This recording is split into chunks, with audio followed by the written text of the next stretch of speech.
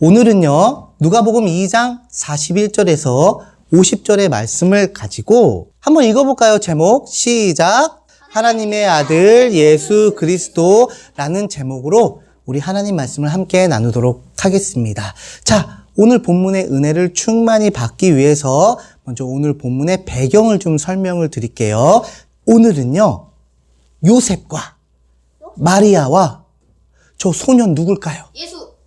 저번 주에는 우리가 아기 예수님을 만나 뵀는데 예수님이 일주일 동안 그렇게 금방 크신 걸까?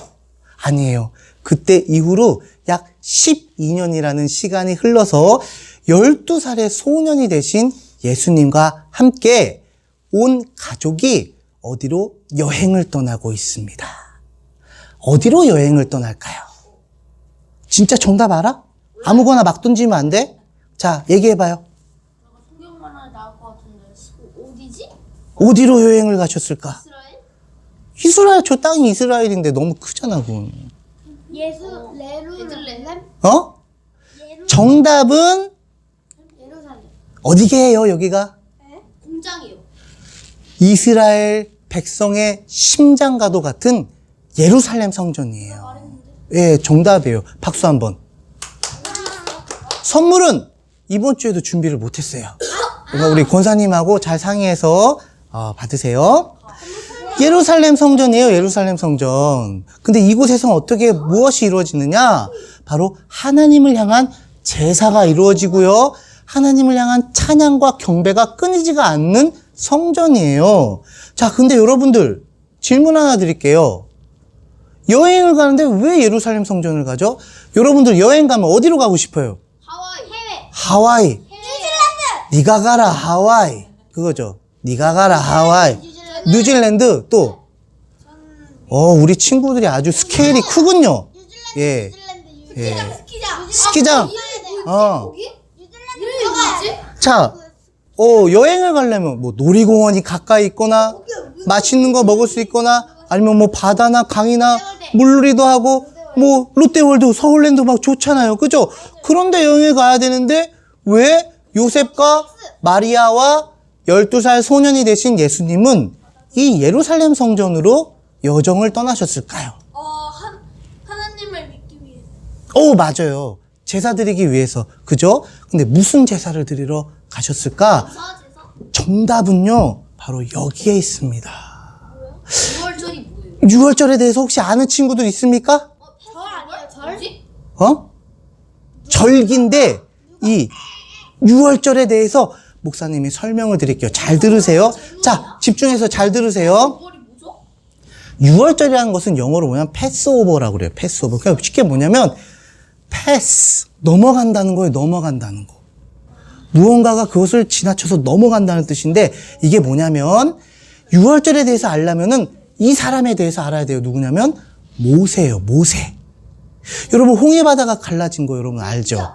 모세기적 맞아요. 그 모세예요. 근데 하나님이 모세에게 명령을 하셨어. 어떻게 명령하셨냐면 야, 지금 내 백성 이스라엘 백성들을 노예로 삼고 있는 이 애굽에 내가 여태까지 많은 재앙을 내렸는데 이제 마지막 10번째 재앙을 내릴 거야.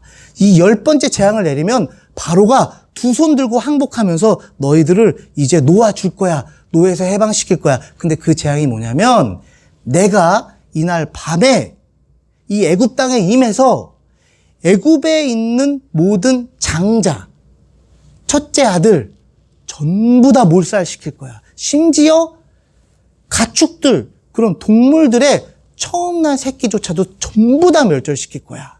이렇게 명령하셨어요. 그런데 애굽에는 지금 어느 나라 백성도 있어요? 그래서 어느 나라 백성도 있어요, 지금? 이스라엘? 하나님의 백성이 이스라엘 백성들. 장자들 죽으면 돼, 안 돼? 안 되잖아. 그래서 하나님이 모세를 통해서 이스라엘 백성들에게 명령을 하셨어요. 자, 뭐냐면 너희들 가족 수대로 양을 한 마리 잡아. 그리고 그 양의 피를 받아가지고 너희들 문 설주에다 이렇게 칠해. 그러니까 물설주가 뭐냐면 너희들 현관에다가 이렇게 칠하라는 거야. 그러면 하나님이 그 재앙을 내리시려고 임하셨을 때 저 문설주에 양의 피가 발려져 있는 집은 그 재앙이 넘어가는 거야.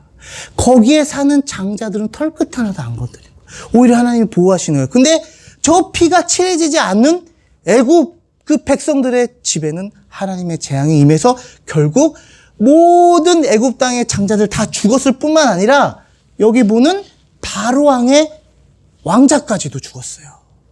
그래가지고 바로왕이 두 손 들고 제발 이제 너희들 가라 떠나라 해가지고 이스라엘 백성들이 해방이 되었어요. 그때 하나님이 이스라엘 백성들에게 또 하나 명령했어. 그게 뭐냐면 요거는 큰 목소리로 한번 읽어봅니다. 시작. 너희는 그의 이름으로 여호와의 절기를 삼아 영원한 규례로 제대로 지키시니라. 이 은혜로운 유월절 절기를 너희들 절기로 삼아. 그래서 매년 영원히 지켜야 된다. 자, 심지어 이 유월절 안 지키지? 너 그럼 하나님의 백성에서 끊어질 거야 라고 엄중하게 하나님이 명령하셨습니다. 자, 그럼 어떻게 해야 되나요, 우리가? 몰라요. 여러분 빨리 짐을 싸시죠. 성경책 놓고 우리 짐을 쌌고 우리 유월절을 지키러 가야 되지 않겠습니까? 절기로 삼아 지키라니까. 어떻게 지켜? 자, 빨리 누가 양 한 마리 좀 끌고 와.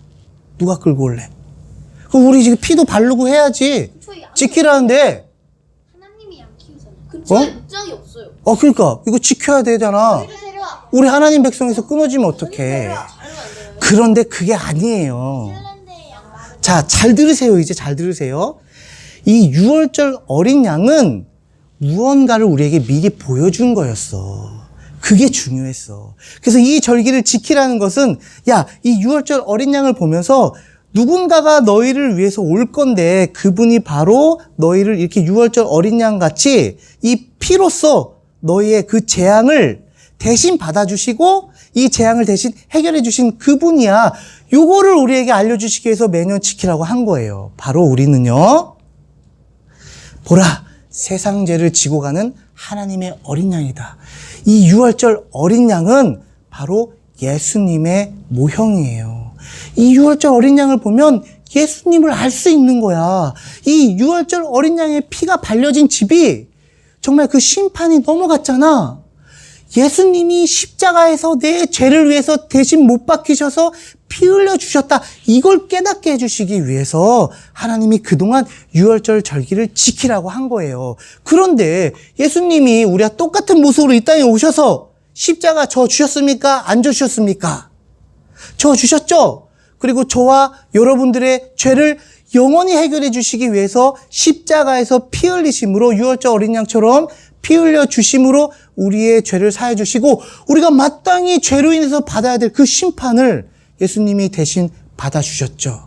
그래서 우리는요, 날마다 예수님의 이 십자가와 부활의 복음을 감사하고 배우고 믿고 확신하고 영광 돌리고 그리고 내 주변의 가족들과 친구들에게 전파하고 가르치는 게 바로 유월절을 기념하는 거랑 똑같은 거예요. 우린 이제 더 이상 유월절 어린 양 잡을 필요 없어요. 그거 문설주 칠할 필요 없어요. 우리는 날마다 예수님의 십자가와 부활의 복음을 묵상하고 그 복음 안에서 살아가는 것이 우리가 날마다 이 유월절을 지키는 것과 마찬가지라는 것. 여러분들 꼭 기억하시기 바랍니다. 그래서 유월절 이야기가 나오면요, 여러분들 바로 주저하지 말고 망설이지 말고 보라, 세상 죄를 지고 가는 하나님의 어린 양이로다 외쳤던 이 예수님의 십자가와 부활의 복음을 기억하시는 우리 친구들 되기를 예수님의 이름으로 축복합니다. 자, 그리고 다시 우리 여행의 현장으로 돌아오도록 하겠습니다.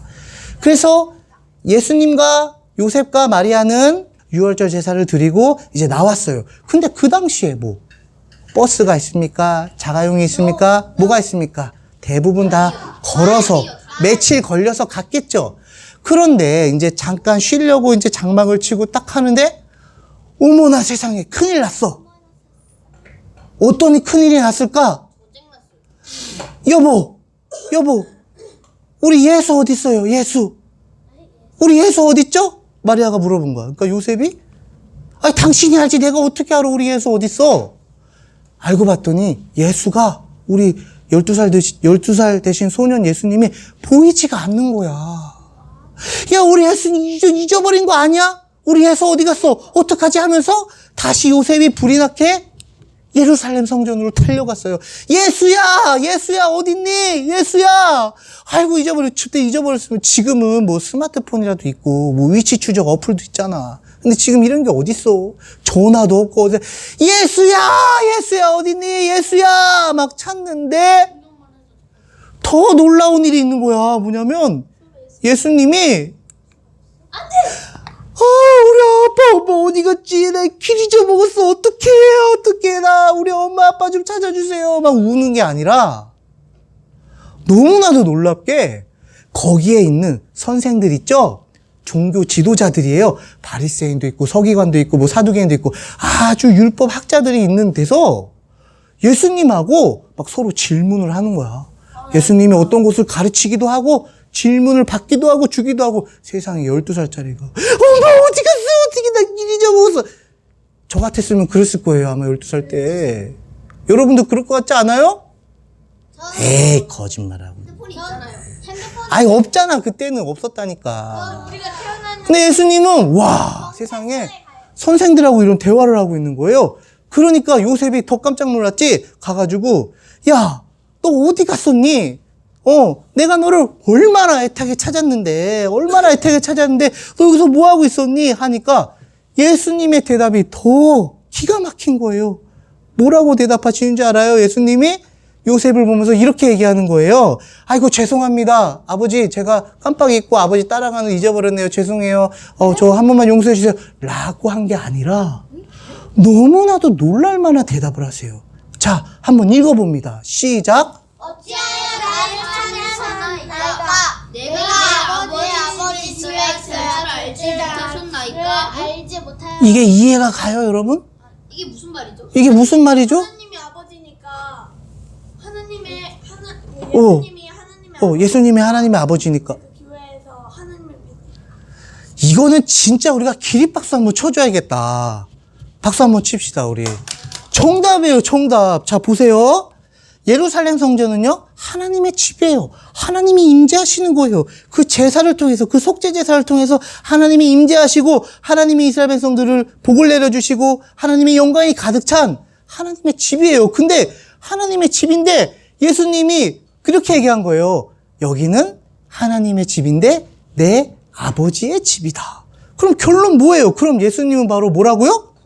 하나님의 아들이라는 거예요. 놀랍죠? 사람들은 지금 요셉과 마리아의 아들로 생각하고 있을 거예요. 근데 예수님은 그런 분이 아니에요. 자, 이것을 정확하게 믿고 깨달아서 예수님께 고백한 아주 멋진 우리 신앙의 선배님이 한 분 계십니다. 그 누구냐면 읽어봅니다. 시작. 시몬 베드로가 대답하여 이르되 그는 그리스도시요 살아계신 하나님의 아들이시다. 예수님은 그리스도, 메시아, 곧 우리를 위해서 십자가에서 그 피를 흘려주시고 우리에게 영생을 주시기 위해 십자가에 못 박히시고 부활하신 우리의 주님, 메시아, 그리스도이시면서 바로 하나님의 아들입니다. 세상 사람들은요, 예수님을 이렇게 생각하는 사람들이 있어. 당시의 사람들은요, 예수님을 이렇게 생각했어요. 요셉과 마리아의 첫째 아들. 또 요즘 사람들은 또 예수님 이렇게 생각하는 사람이 있어요. 예수님은 석가모니, 소크라테스, 공자, 그리고 예수님 요 4명이 4대 성인이다. 아주 위대한 인물이시다.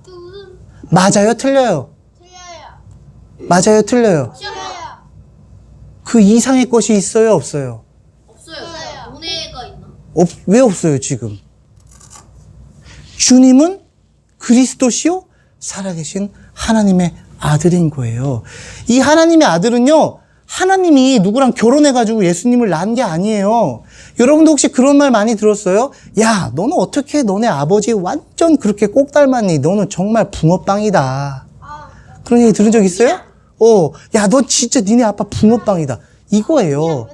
예수님은요, 하나님과 분신과 같은 분이에요, 분신. 그래서 예수님을 보면 하나님을 알 수 있어. 하나님을 보면 예수님을 알 수 있어. 너무나 똑같아가지고 심지어 이렇게 얘기해도 문제가 없어. 하나님이 예수님이고 예수님이 하나님이다. 그러한 분이라는 거예요. 이것을 시몬 베드로가 정확하게 성령님의 도우심을 통해서 믿고 깨닫고 신앙 고백했어요. 자, 여러분들도 예수님을 향해서 이렇게 고백을 해야 우리가 예수님의 십자가와 부활의 복음을 통한 놀라운 구원의 은혜와 또 여러분들 일평생 하나님의 인도하심 가운데 아름다운 인생의 열매를 맺을 수가 있습니다. 마지막으로 질문 드릴게요. 예수님은 여러분들에게 어떤 분이에요? 그 당시 사람들 생각처럼 마리아와 요셉의 아들이에요? 아니죠? 그리고 요즘 사람들이 생각하는 것처럼 석가모니, 공자, 소크라테스 그리고 예수님 이렇게 똑같은 4대 성인 중 하나예요? 아니죠? 우리 함께 고백합니다. 자, 읽어봅니다. 시작. 주는 그리스도시요 살아계신 하나님의 아들입니다. 예수님을 향한 이 고백을 여러분들 평생 잊지 말고 여러분들 마음속에 새겨서 예수님을 통해서 여러분들이 하나님의 자녀가 되었고 또 하나님의 자녀로서 여러분들을 향한 하나님의 영원불변하고 절대적인 은혜와 사랑을 늘 누리면서 예수님처럼 아름답게 성장하고 성숙할 수 있는 우리 여러분들 되시기를 예수님의 이름으로 두 손 들어 축복합니다. 기도하겠습니다.